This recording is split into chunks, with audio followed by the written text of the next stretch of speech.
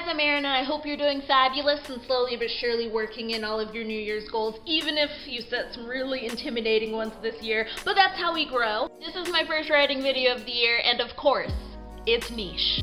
So it is a contemporary literary video about a fake town in a real world that could include magical realism where everything is fake but everything is also true. Yeah!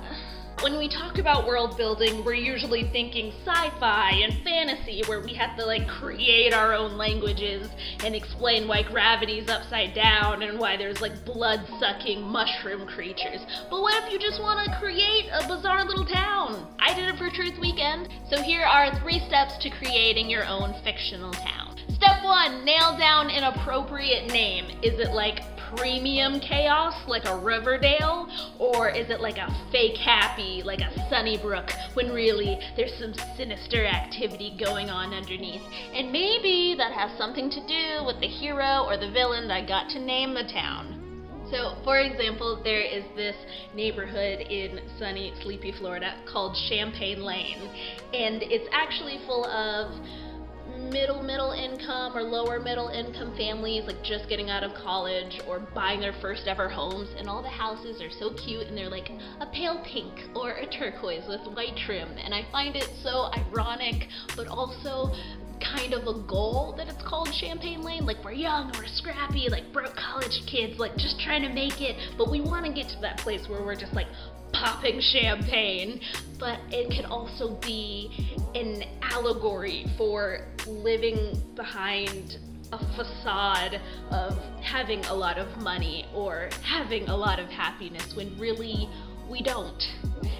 And an added juxtaposition like that just adds a whole new layer, and you didn't even have to do that much. And just because it's my first tip doesn't mean that it should be the first thing that you do in your entire writing process, because to me that just feeds procrastination if you can't instantly come up with something, and also feeds into that idea that the first thing that we have to put down is the best thing, and that doesn't always happen. And usually for me, a good name doesn't come to me until the second draft, when I've already started to get a good feel for the story. So until then, I usually just chuck in something with a similar vibe. Step 2, what are all of the secrets and sins of the town? What are the legends of the lake? What are the streets that are for daylight only? Who is the woman in the window you were told to stay away from? Recently, I was reading a very idealistic romance set in a fake town in California, and there's this scene where a character is in a grocery store and she just looks at a missing child flyer on the wall and goes,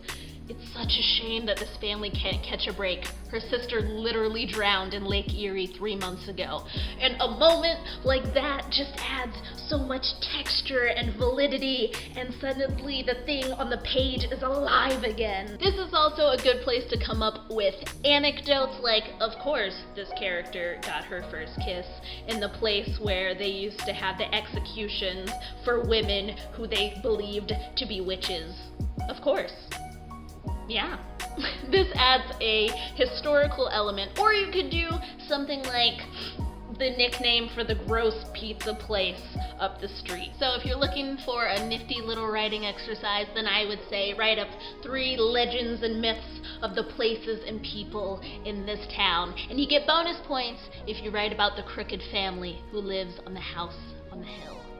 And now for number 3, define the details of what makes your town so special. What are the oddities and marvels of this place that are so special that you couldn't set it in a real town or a real neighborhood? Because I'm so scatterbrained and all of my ideas seem to whoosh in at the same time, it's easier for me to separate the stage of planning into 3 parts: color, aesthetic, and monuments. For me, a fun way to get the wheels turning when world building is to create a color palette. So, in the beginning of Truth Weekend in the grocery store in Sky's world, the colors are quite muted and grungy, and then we see Rosie. And I always mention it to my editor as a moment where the scene gets a rush of blood, because when we see Rosie and when we enter her world, there's a lot of burgundies and plums and a wine red and an amber.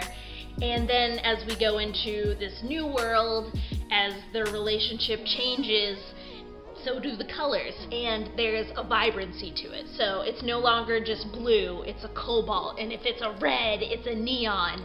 It's like the saturation has been turned all the way up to 100, so it reflects the intensity of this moment and how scary but cathartic it is. And then as their relationship then changes together again, we go into the magentas and the lavenders and the concept of yellow, which holds a fun dichotomy in its symbolism. So on one hand it symbolizes rebirth, and on the other hand it symbolizes cowardice. So like when you call someone a yellow belly, which is so fitting, and I'm a nerd for color theory, so it works. You should try it.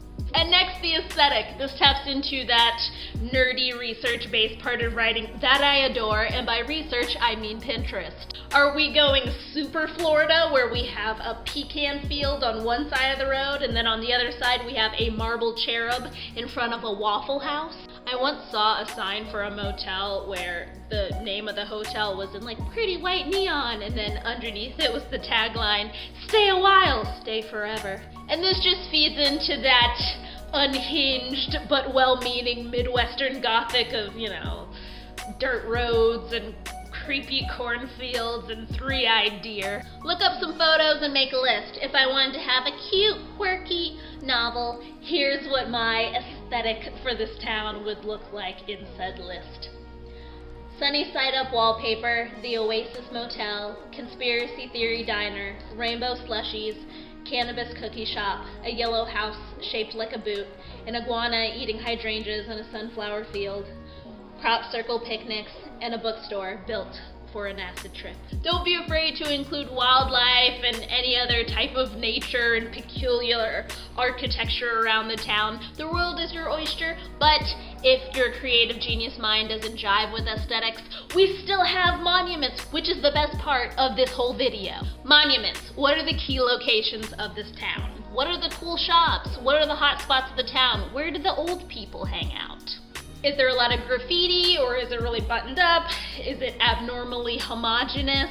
Is there a prison next to a school or a mansion next to a trailer park? To get your mind cooking, come up with 10 unique locations. Why 10? Because it's a good number. But you can always expand it and then watch your town that is so rich with character, lore, and foreshadowing unfold in front of you. Alright guys, that's all that I have for you today. I hope this got the creative juices turning. Let me know in the comments if there's any more hyper-specific content that you want me to make. Speaking of hyper-specificity, I published an article over on the Saphic Literature Tumblr that I will link down below, but it is titled, How to Write the Gayest Story in Your Heart. Thank you so much for watching. Please, even if it's only for 15 minutes today, please sit down and do something creative or something that's going to get you closer to a long-term goal or a dream. I appreciate you, and I will see all of you lovely people in my next video. Bye!